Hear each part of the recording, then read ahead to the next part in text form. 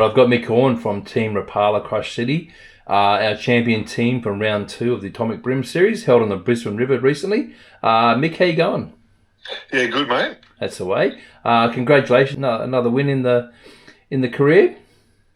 Yeah, mate, it was a bit sort of like we definitely didn't expect it. We haven't really fished the Brizzy River much. Like, I think it was this time last year when we actually had the round up there was when we last fished it. So we were actually looking forward to it. So, it was good. Well, I think that's part of the aim of the series, and move around a little bit.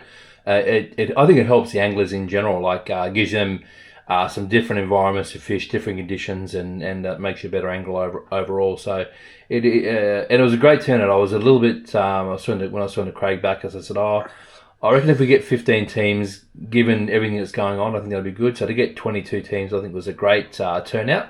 Which we really appreciate the support. Yeah, and it was good too because there was a few people that haven't really fished the series before come and fished it, and a couple of the old ones and all that kind of stuff. So yeah, it was a good turnout, mate. Return of Chris Lonnie was back in the fray. When I seen his name on there, I thought, he's obviously, he knows something about this river. He's coming back and he's going to clean us all up. But that's fishing, mate. They were definitely near the pointy end anyway. Yeah, I saw him afterwards. He said he was a little bit rusty, but we all know Chris is a very good angler. He'll come back, so look out when 100%. he gets a bit of form. So obviously fishing with Mel. Good to see her out in the water with you. Yeah, mate. She's had a bit of a struggle over the last few months, and still not 100%. Like she's only been out on the water a few times. Good to get out there. She obviously can't fish the full session with what's going on with her foot. Obviously, she had that bad ankle injury, but yeah. When the fishing gets good, she'll stand up every now and then and have a few casts. And obviously, she put one of the big ones in at the end, which was good. Tell us a little bit about the day and how it unfolded. Obviously, I think you're saying that you guys struggled a bit early, but then got those couple of really good upgrades towards the end. But how did it sort of roll out? Was it dead as a doornail to start with, or was it just small fish and then you just sort of ground out and got your bag, or how did it roll out? Yeah, because I haven't really, as I said, the last time we fished the river was last year. We sort of like always planned that we were going to fish inside the river. I would have liked to have actually gone out and fished the bay if it was possible, but I thought, with Mel the way she is, I can't go out and do that stuff, so I stayed in the river. And last year we done really well close to the start, so we pretty much started just up off the bridge. One of the poo chute blowout holes where the water bubbles out of one of the areas there, and we caught a few fish there last year. So we started there. We caught a lot of little fish there, and then I thought we might move down as that tide started pushing in. We moved down towards that fuel pipeline. So we basically went down to where it first started coming in there and fished every single pile and all the way up until you could before the exclusion zone. And we actually caught fish pretty much nearly off every pole, but a lot of them are really small. Yep. Actually, I think we got maybe one of our kicker fish come off one, which was like a big random fish from middle of nowhere. But a lot of the fish we got from there were small. So we caught quite a lot of fish there. Then I moved back down towards the bridge to sort of near the start line there. There's all those big barges and stuff that you're actually allowed to fish. We went back in there, same deal. Caught a lot of fish, but just all that same sort of size, around that sort of 27, 28 sort of centimetre fish. And honestly thought we were going to come back with like a low 2 kilo bag. And then from there, we had like an hour to go. And as I said, right near the start line, that Raptors area, last year they had a lot of really big boats in there, and we caught some really good fishing there. So I went back there, and like they had that new pond, they had all the new pontoons building there. I actually said to Mel, like, oh, the fact they got these new pontoons is not really going to be big fish here. You know, it's only just been put in, and it was literally first cast I put in there within one of the new Crushcity baits we got coming out. First cast I put in there, and I actually just twitched the lure along the pontoon watching, and I seen a couple of shadows come out, and then I just watched this big fish come out and just eat the lure off the surface. And it was pretty much like one of those times where, as any time when you're going to win a tournament, things just go right. Yeah. Hooked it, caught it. Mel actually pretty much stood up, casted straight in after it, and actually got a bigger one than a bigger fish than me straight away. And then we upgraded, I think, 2 other fish. So 4 of our bag fish come in that last sort of 40 minutes of the tournament, pretty much off that area. We got a few fish off the poles right near there as well. And in the back of my mind, I thought, you know, why didn't we come back here a little bit earlier? But it could have just been the fact that tide, it was just that tide change. Like it was when the tides first started running out. Yeah. So maybe that was the key. Yeah. Not so much the area we were in, and we just seemed to sort of like, yeah, we got pretty lucky at the end. From our brand point of view, it's really cool to catch them on new baits that are going to come out.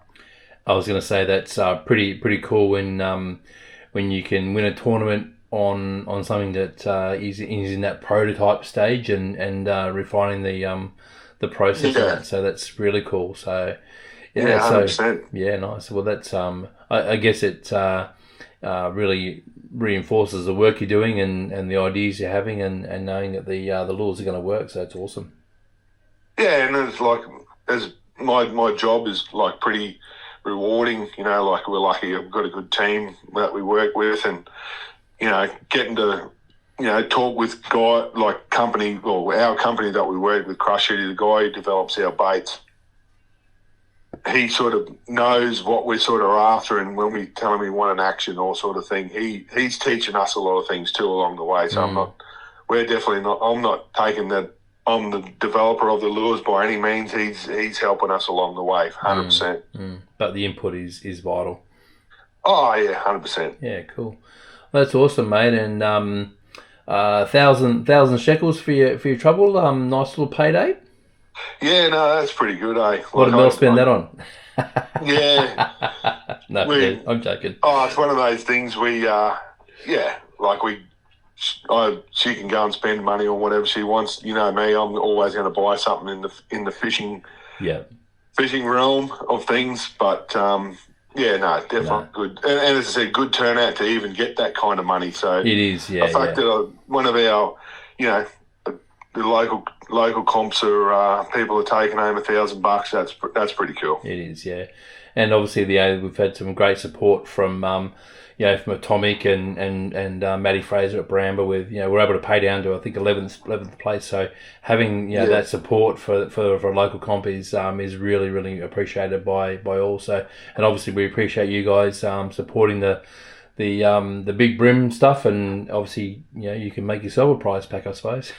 Yeah, no, and it's good. Like Mick Starkey and Atomic have been a good supporter of all things, with the ABT and all the Bream guys, and Matty Fraser. You see him supporting a lot of obviously that our tournament and all the other tournaments around. So it's good that those sort of local guys are supporting tournament fishing around the world. And obviously me and Timmy with Rapala, and obviously we're keen on getting people out there fishing, so we're happy to help support the industry for sure.